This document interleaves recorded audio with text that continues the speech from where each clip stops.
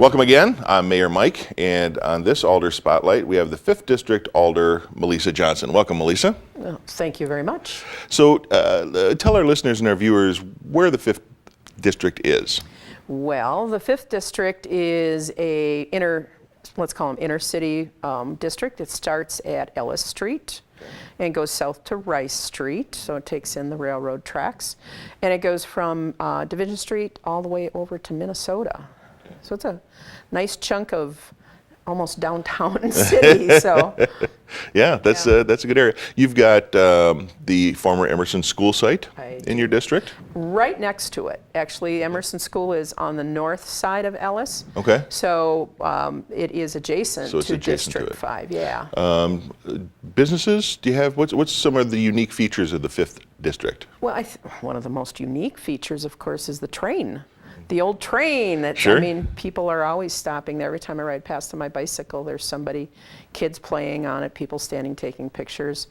Now, the depot isn't in my district, right, but I think that whole area and its richness related to the railroad. My dad was a dispatcher at that office, and thinking about the trains that came in and the amount of economic development it meant, the people who traveled on the old, like the Milwaukee Road. So I think that rich history is still there. I'd love to see that a little more exemplified. We've got the Southside Business District, but I think what makes District 5, because it has those things, but it's got some great neighborhoods. Yeah. And that's what I like best about District 5. Good. So tell us about Meleesa Johnson. Where did you come from? What's your background, and how did you eventually decide that I want to run for Alderperson? Well, I grew up in Stevens Point, but I was born in Medford. My dad worked for the Sioux Line at the time. And so we were in Medford, then in Abbotsford, then Junction City. Actually went to John F. Kennedy Elementary School. And then when I was 11-ish, we moved to Point and spent a lot of time in Point. Big city, yeah, it was. I remember, living in Junction City, and on Fridays or Saturdays, we'd come to Stevens Point to do big grocery shopping, go to JCPenney's and Woolworth's, maybe go to the soda fountain and get a cherry Coke, all those fun things. But I went to, Stevens Point schools. I've always been wanting to be a part of something important and big. And even when my kids were little, I was involved with public service. My kids went to Plover Whiting Elementary. I volunteered there as, office or classroom helper, and I helped on the schoolyard, I helped in the office, and I eventually became PTO president for 2 or 3 years, I don't recall now. Was a CCD teacher at St. Bron's, and I loved it. I loved working with the kids. After my divorce in '89, I moved away from Stevens Point. I lived in Manitowoc County until 2003. But in '96, I went to college as a non-traditional student. I won't say what age. And that's when there was that gap between '89 and '96, but where I didn't do a lot of public service. But it was in '96, I started that up again. Student government, the environmental club. When I went to Green Bay, I was in student government. So service to my community has always been very important. When I moved back to Stevens Point in 2003, began involvement with United Way. I was on the allocations cabinet. Now I think it's called something else. So when the opportunity to run came, it just seemed to make sense because it was a continuation of my desire to be a part of something important and help where I can. Okay, very great. And you are in a very unique position, as I was when I was serving concurrently on City Council and County Board. I always tell people they were two very different groups. Well, talk about your experience on County Board and City, and maybe some of the things that are similar and different. Sure. Well, County Treasurer Tom Meleesa, I don't know if he coined this, but he calls me an Aldervisor. And I remember that. Someone else may have coined that. So shout out to Tom for that creation. Maybe it'll end up in a dictionary somewhere. Here's the distinction. County government is really an extension of state government. The duties, responsibilities, the statutory obligations are very different than city government. So it's a bigger animal, we'll just call it that, a bigger organization. It's a little bit more dissected, and it just functions differently. I enjoy my time there. I'm on the Healthcare Center Committee, and I really am working very hard to find solutions for keeping that as a county facility so we can care for our elderly and disabled. These are important things. These are big, broad, important things. City government is really kind of, you're right there. It's a little more hands-on. It's more hands-on, and I just love the interaction. It's more involved. It has different statutory obligation, or council does, than county government. So there's quite a bit of difference. It's the difference between big, broad, and very more close, hands-on, right in the community. Yeah. One of the other things also was the fact that the county government, like we had said, it's so big. You don't necessarily get to actively participate in all of the different subcommittees that they have. There's 25 people now. When I was on, there were 29. And there were tons of, I don't even know how many subcommittees there were. But the one thing there is serving both the city council and the county board, you and I were representing the same people, the same interests. A lot of the things, most of the things the county does affects the city. That's correct. So that was kind of unique, where you would have the same group of people being affected differently by things that the city does or what the county does. I remember there was one time I voted in favor on one side and against it on the other because it was good for one but not the other, something like that. But I can see that happening. It's really unique being able to see both sides of that. I think the challenge is, and you know it well, and I would say this even in my daytime job, because in my daytime job I work for Marathon County, but I'm also president of an organization called the Associated Recyclers of Wisconsin. That is a statewide organization, and when I'm in that capacity, I am representing everyone in Wisconsin conducting recycling programs, not Marathon County. Although Marathon County enjoys the benefits of that work. So very much in the same line, you've got to remember what hat you're wearing. And so when a vote comes to the floor for county board, even though you're representing the city, you have to think what's going to be good for the city, but also for the county as a whole. And for the city, you're clearly focused on city stuff. And sometimes it's mutually included, and sometimes it's mutually exclusive. Yeah. Well, and I want to take this opportunity because it just popped into my head to give some credit out there. You, in working with solid waste and recycling, I know you've been very active, and that's a passion of mine as well, but you've been a lot more active. And most recently, we had the opportunity to have a university class figure out a way where we can divert some of those organics and maybe start a community compost. Now, I was involved a little bit, but you were involved much more extensively.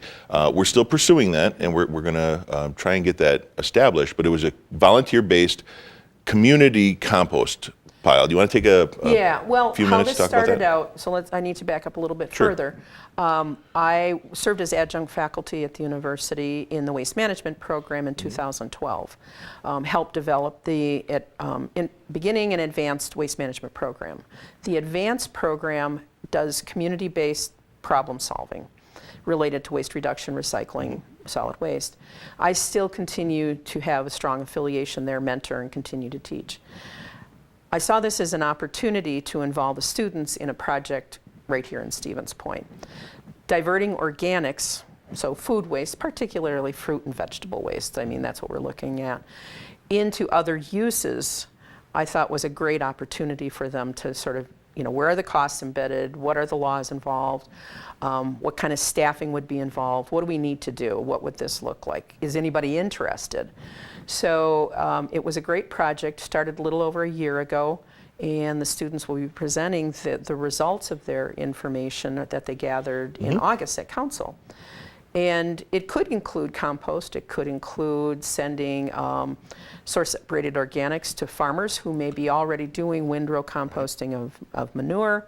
The digester, the anaerobic digester in Oshkosh, the manager there is very interested in an additional source of organics. So there's a lot of options, but I love it when we can collaborate with the university. And that's yeah. a big deal. Yeah. And not just the university, everyone in general. You mentioned the train earlier. Yeah. I mean, that was privately funded for the most part. Raising money, people taking interest in their community. And that's one of the things that always amazes me about this community is that people will see a need, they will take charge and do something about it. Emerson School Site is a pretty good example. It is indeed.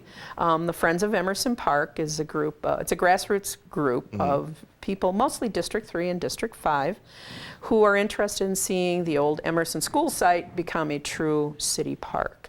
I mean, it's kind of used that way. My neighborhood uses it, but the playground equipment is outdated. I think it's original. I think it's original too. The basketball area, the court, it's just pavement, asphalt. It goes like this. It's busted so you've up. got to be careful when you're running that you don't fall on your nose. But it's owned by the school district now. We would love to see it owned by the city. That organization is working on that, and we'll looking at beginning to do some fundraising. Yeah, and that's fabulous. I've been in contact with members of the school board and the school superintendent working on that. They are very much aware of the Friends of Emerson Park and their initiatives, so I think we've got a pretty good chance. What else is going on in the 5th District? What do you see as important for the 5th District? I think for the 5th District, one of the biggest things, I think there's two things. The Division Street Business 51 corridor, so that includes Church Street, Division Street. The redo of that is going to be an important investment for the city, but also have a significant impact on District 5, especially those people like me who live along Division Street. One of my goals in talking with constituents and business owners is they don't want to lose, we don't want to lose homes along that corridor. And we certainly want to accommodate business owners so that they have adequate parking and that we can get traffic to slow down enough for people to notice that we've got some great businesses in the Southside Business District. I think that's one thing. I think the other thing is just trying to figure out how we maintain the neighborhoods. We've got some great neighborhoods. We certainly want to see them stay resilient and strong. What do we need to do that? As we have an aging population in the district? Are there needs that they're going to need that we can continue to support? Let's say someone is retired on a fixed income, their roof becomes badly worn, but they can't afford to fix it, they don't qualify for services. Are there things the city can do to promote that individual staying in that neighborhood and keeping that neighborhood strong? And I do have to do a shout out to my friend Terry, who lives on Miller Court. I promised him at the office hours last week or the week before that before he died, I would continue to push for repaving of Miller Court. So this one's for you, Terry. All right. How about citywide? We've got just a minute and a half or so left. Citywide, what do you see as important priorities from your perspective regarding things going on in the city as a whole? TIF 6, I think, the downtown area is TIF going to 6 be. is downtown, Downtown is going to be very important as we move forward with a lot of the work we're doing. That hub is going to be is already very important, and we'll have a presentation on where the tax base actually sits with property taxes, and that's our downtown area and the university area. Those are our strongest areas as it relates to taxes per acre. Revitalizing that, finding the appropriate fit for the old Lullaby site, how we connect the riverfront with our downtown so our downtown businesses have a stronger chance to capture people like coming from riverfront and other things. The Division Street corridor north of 4th, so TIF 5, that revitalization so we have a beautiful entryway into this beautiful city. I think the other thing is looking at strategies to make our community more walkable and bikeable, safe for those things. Not discounting, people who need to travel in vehicles. Right. But that's not the only mode of transportation. That's not the only mode of transportation. Right. Yeah. And that's important to note too. And as council president, we've been working on all of those things very diligently, and the Lullaby site is something I think everyone wants to see redeveloped, but it's got to be the right fit. Yes. And it's got to be working for the developer too. We've had interest. Some of those fall by the wayside, can't make it flow financially or whatever. But we're still working on things. And the North Division Street area, with the new Century building, we've got a lot of opportunities there. Things are really moving along.